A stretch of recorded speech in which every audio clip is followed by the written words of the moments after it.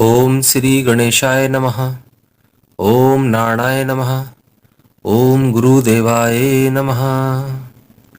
श्री भक्तमाल श्री केशवाचार्य जी।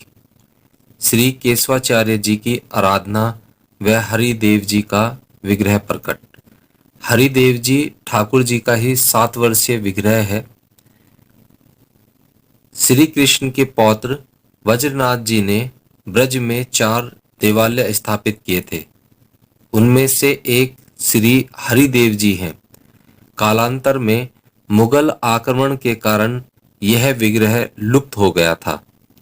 श्री केशवाचार्य जी नाम के रसिक संत बिलचू कुंड पर भजन करते थे। वृषभानु सुता श्री नंद सुवन इस नाम का निरंतर जप करते थे।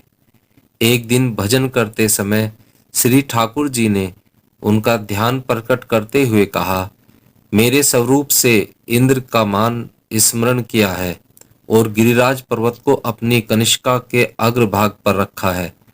वह मेरा संदर्भ बिलचू कुंड के बगल वाले खेत के लिए रखा है, कुएं के पास विराजमान है, आप उसे प्रकट करें। श्री केशवाचार्य जी ने ठाकुर जी से पूछा कि आप अकेले हैं? तो ठाकुर जी बोले, हाँ, हम अकेले हैं। श्री केशवाचार्य जी बोले, तब तो आप वहीं पौड़े रहिए, क्योंकि अकेले श्री कृष्ण की सेवा हम नहीं करते। हमें तो श्री राधा रानी के साथ ठाकुर जी चाहिए। ठाकुर जी बोले, हम अकेले क्यों नहीं चाहिए? श्री केशवाचार्य जी बोले, श्री राधा रानी के बिना आप में स्थिरता नहीं है। आप स्वभाव से चंचल हैं। हमने आपको प्राप्त किया और फिर आप हमें छोड़कर चले गए तो हमें बहुत रोना आएगा। हम आपके बिना जी नहीं सकते। श्री राधा रानी की नीलांबरा से आपके पीतांबर की किक बंद बनी रहेगी, तो उस प्रेम की किंकी को तोड़कर आप कभी नहीं जाएंगे। श्री ठाकुर जी बोले, जब हमने गिरिराज पर्वत धारण किया था तब मैया बाबा बड़े व्याकुल हो गए।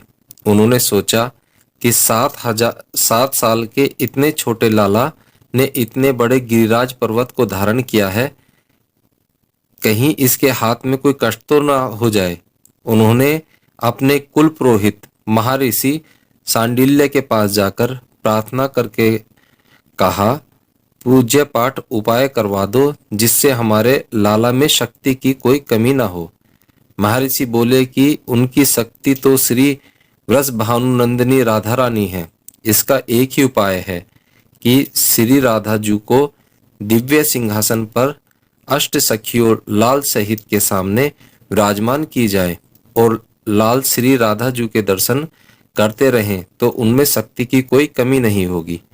उनकी शक्ति सामने टिकी हुई है तो कैसे शक्ति कम हो सकती है। श्री नंद बाबा ने राधा रानी का विधिवत पूजन करके सिंहासन पर विराजमान घोषणा की तो 7 दिन और 7 रात तक राधा रानी के दर्शन करते हैं। अपने रोम रोम में सीधा श्री राधा तत्व को समाहित कर लिया। यह मेरा हरिदेव स्वरूप श्री राधा भाव भावित संदर्भ है। एक प्राण 2 शरीर का स्वरूप है। श्री केशवाचार्य जी बड़े प्रसन्न हुए। उस स्थान पर कुछ लोगों को साथ ले जाकर केशवाचार्य जी ने खुदाई करवाई। सुदूर श्री विग्रह को देखकर सबने कहा कि इस पर मेरा अधिकार है, क्योंकि ठाकुर जी को देखकर सभी के मन में लालच आ गया। किसी ने कहा कि यह मेरा खेत है, ये मेरी जमीन है, मैं ठाकुर जी को रखूंगा। किसी ने कहा मैं यहाँ का जमींदार हूँ, इसलिए मैं ठाकुर जी को रखूंगा। तब आकाशवाणी हुई कि जो भी इस विग्रह को उठाएगा वही इसे धारण करेगा। सबने उठाने का प्रयास किया पर विग्रह जरा नहीं हिला। श्री केशवाचार्य जी ने जैसे ही उसे उठाने का प्रयास किया वैसे ही ठाकुर जी उनके हृदय से आ लगे। श्री हरिदेव जी के विग्रह को श्री केशवाचार्य जी ने अपनी कुटिया में ले आए और उनकी सेवा पूजा करने लगे। संपूर्ण श्री अंग पर नाम का दर्शन। श्री भक्तमाल मूल ग्रंथ में श्री नाभाजी दास वर्णन करते हैं, नंद सुवन की छाप केशव की नीको। एक दिन संतों की मंडली श्री केशवाचार्य जी के स्थान पर दर्ज हुई, यानी कि संत जो है केशवाचार्य जी की कुटी पर आए। श्री केशवाचार्य जी ने ठाकुर जी को भोग और संतों से प्रसाद पाने के लिए कहा। उस समय बड़े मर्यादा का ध्यान रखा जाता था। संतों ने श्री केशवाचार्य जी से पूछा कि क्या आपका 5 संस्कार हो चुके हैं, क्योंकि पहले संतों के 5 संस्कार होते थे। वैष्णवों में 5 संस्कार होते हैं, पुंड्र तथा नामा मंत्रोमाला च पंचम, जिसका एक संस्कार होता है कंधे बाहु पर शंख चक्र का गर्म छाप अंकित करना। श्री केशवाचार्य जी बोले, मेरे 4 संस्कार तो हो गए हैं, लेकिन छाप संस्कार नहीं हुआ है। संतों ने कहा, तब तो हम तुम्हारे यहाँ भोजन नहीं कर सकते। केशवाचार्य जी को बहुत दुख हुआ कि संत बिना प्रसाद पाए ही वापस जा रहे हैं, ऐसा नहीं होना चाहिए था। श्री केशवाचार्य जी ने कहा, नाम निश्चित रूप से उन्हें अलग से छापने की आवश्यकता नहीं है, उनके तो रोम रोम में भगवत नाम की छाप लगी हुई है। यह बात सुनकर मंडली से एक संत ने कहा, बातों से कुछ नहीं होता, प्रत्यक्ष अनुभव कराओ तो माने। श्री केशवाचार्य जी ने कहा, जो आज्ञा संत भगवान, और अपने वस्त्रों को उतार दिया। सभी ने दर्शन किया कि उनके सारे शरीर पर वृषभानुसुता श्री नंद सुवन यह नाम अंकित था।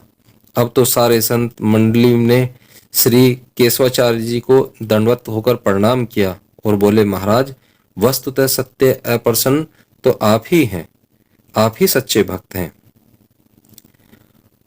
श्री मंदिर का निर्माण। एक बार श्री हरिदेव जी ने खीर भोग अर्याने की इच्छा प्रकट की। जो हमारे ठाकुर जी हैं उन्हें एक बार खीर खाने की इच्छा हुई। श्री केशवाचार्य जी ने कहा, प्रभु, मेरे पास खीर की सामग्री का आश्रय कुछ भी नहीं है और मेरा यह नियम है कि मैं किसी से कोई याचना करने नहीं जाता हूँ। जो दे जाता है उसी से अपना भरण पोषण करता हूँ और आपको भोग लगाता हूँ। श्री हरिदेव जी ने आमेर नरेश भगवान को स्वप्न में सेवा करने का आदेश दिया। राजा ने श्री केशवाचार्य जी के दर्शन किए। मानसी गंगा के तट पर श्री हरिदेव जी के मंदिर का निर्माण किया गया और सेवा के लिए धन व खेती भी दी गई। श्री ठाकुर जी की आज्ञा से केशवाचार्य जी की विवाह की आज्ञा।